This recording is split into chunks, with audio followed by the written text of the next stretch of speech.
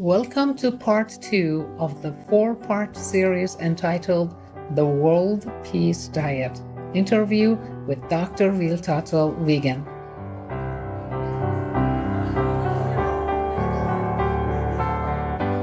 Dr. Tuttle, a Shining World Hero Award recipient, is a composer, inspirational speaker, and pianist, as well as a Dharma master in the Zen tradition.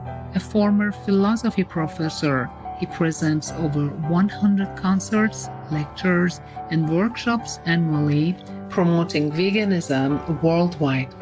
Over the years, he has met and developed a beautiful friendship with Supreme Master Chinkai in their shared efforts to build a more uplifted, compassionate vegan world. Can I sign one for you? Oh, sure, please. I just thank you so much from my heart, and keep up the... Thank for what you do for the world. You know, we're working together. No need to thank me. You know, we work in the same direction. Yeah, we're working together, but you're the heart and soul of everything. Thank you. Thanks. Thanks for trusting me. Dr. Tuttle's bestseller, The World Peace Diet, Eating for Spiritual Health and Social Harmony, outlines the far-reaching implications of our food choices. First published in 2005, the empowering book has been translated into 16 languages and has spawned a movement of conscious, cruelty-free living for a more spiritually, ecologically, and socially wholesome world. We are honored to welcome Dr. Tuttle to share his insights and message. Chapter 9 of the World Peace Diet offers an astute analysis into reductionism, where people represent complex phenomena into simpler or more basic levels. For instance, when people began herding and commodifying animals, they lowered human respect for animals and nature while desensitizing themselves and reducing their own mentality.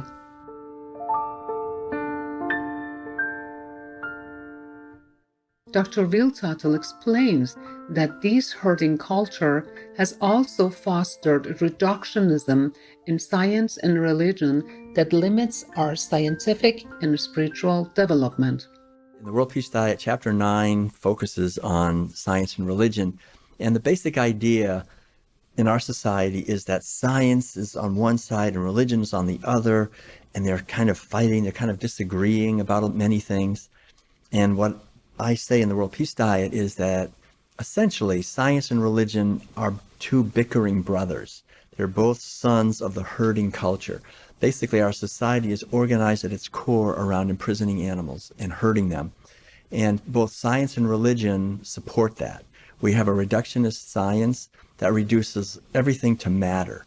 The animals are just objects that are sold by the pound. In a herding society, you have a materialist framework, essentially. Everything is reduced to mere matter. And so we have religions that support violence towards animals. They don't question violence towards animals, essentially. And there's this idea that God created the earth and created the animals, and that humans are somehow especially superior to animals, that it's okay, we have the right to use them, that God gives us that right. This is a basic idea that most people in reductionist religions have. And the same thing is true with science. The underlying idea in science is that if you cannot measure it, it does not exist. And so it's interesting, in the Asian traditions, there's a deeper connection with the human and animal sensitivity. The underlying idea is that we have compassion for all living beings, not just for humans, but for all beings. And this, I think, reflects a culture that did not have such a strong herding orientation toward animals. So one of the things we're seeing, I think, now is that we're beginning to connect with the feminine dimension of consciousness, which is caring and nurturing, and sees the interconnection that we have with nature and with other living beings and with each other. Let's enjoy a walk with our loving animal companions. We'll be right back here on Supreme Master Television.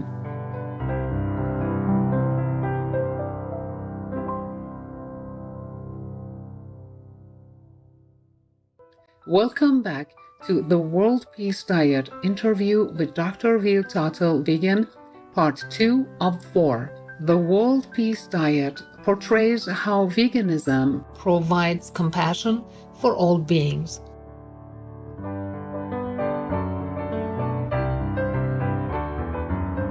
We can reverse the external damages while strengthening the inner connection to our own noble nature.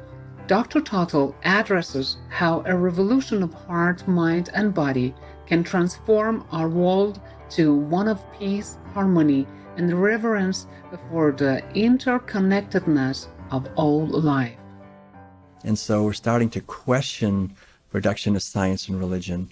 And I think that's a very healthy thing. The whole idea that we live in a society where cows and pigs and chickens are just merely objects and matter. And pretty soon, when we do that for thousands of years, we ourselves become just matter. We're taught in school that when we die, that's it. It's over. We're just a physical body. And that is a mentality that destroys any hope that we have at a deep level for inner peace and for harmony with each other, because life becomes meaningless. We're just in this meaningless universe. We're just here to consume. It really promotes consumerism. It promotes competition. And the deeper wisdom in the spiritual traditions, the authentic spiritual traditions, is that life is eternal, that what we are is a field of infinite and eternal consciousness. That's our true nature. We're expressing perhaps through a physical body, but that's what we are, is a being that is eternal. And the same is true for all beings. All beings are a reflection of eternal consciousness. So when we understand that at a deeper level, we have a sense of respect for animals and for each other, because we see beyond just this material level. If we are raised in a society of animal agriculture where everything is reduced to matter, and we have religions and science that both agree on that, then we create a world that concentrates wealth in the hands of a few who can control everything, and everyone else has to struggle and compete with each other and become consumers. So the deep healing that's happening, I think, with the vegan revolution is that we're beginning to connect spirituality with our food, to see that when we pay other people to imprison and kill animals, it's not only harming the people who are doing the work, the animals, the hungry people who could be fed, but it's harming ourselves, and it's reducing our spiritual sensitivity. And the whole idea is to create a society that reflects spirituality and our true nature. And that means essentially a religion that is not reductionistic, that is more holistic, a science that is more holistic, that sees the interconnectedness of everything and is not trapped in this prison of reductionism and materialism. And I think when we look deeply into the mystical traditions, even in the West, we can see in the teachings of Jesus and some of the other deep teachings that there is this kernel. We see it more easily in the Asian traditions, in Taoism, Buddhism, and Confucianism, and many of the Vedanta. We see this teaching very clearly. So it's part of our human heritage. It's something that we can, as human beings, we can tap into this wisdom and we can awaken it within ourselves. I think that's the beautiful thing. Each one of us can quiet our mind and realize that what I am is not a thing. What I am is the awareness that makes everything possible. We can understand that directly. And I think that's the power. But it's very difficult to understand that if we're eating animal foods. Because if I'm eating animal foods, then the whole guilt and shame of violence towards animals makes me want to just stay shallow and not look too deeply. So that's why it's very important for us to change our food if we want to make any progress spiritually. And Madeline and I travel all over the world sharing these ideas, because I think it's important for people to move to a plant-based way of eating and living for their own health, but to understand the deeper significance and the consequences of animal agriculture on every level of our society, of our physical health, psychological health, and spiritual health. Indeed, Supreme Master Ching Hai has also emphasized the importance and multifold benefits of adopting a compassionate vegan lifestyle time and again. Recently, Master expressed an urgent message to all the religious and spiritual leaders. As great spiritual leaders, you would also be aware of the devastation occurring on our planet, directly related to accelerated climate change caused by humans' cruel behaviors and brutal habits, which is not so difficult to change once applying the principle of love. Please tell your believers this truth.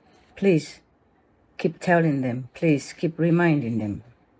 I know you did, but we could do more. Thank you. We just have to change. Tell them that we must change. We must change if we want to claim that we are human, that we are the future Buddha, that we are the children of God. Because we cannot say that we are the children of God if we murder other children of God. We pray that all humans soon turn to the essential earth-saving vegan lifestyle so that all beings can thrive in an abundant, peaceful, and uplifted world. For more information on the World Peace Diet, please visit worldpeacediet.com.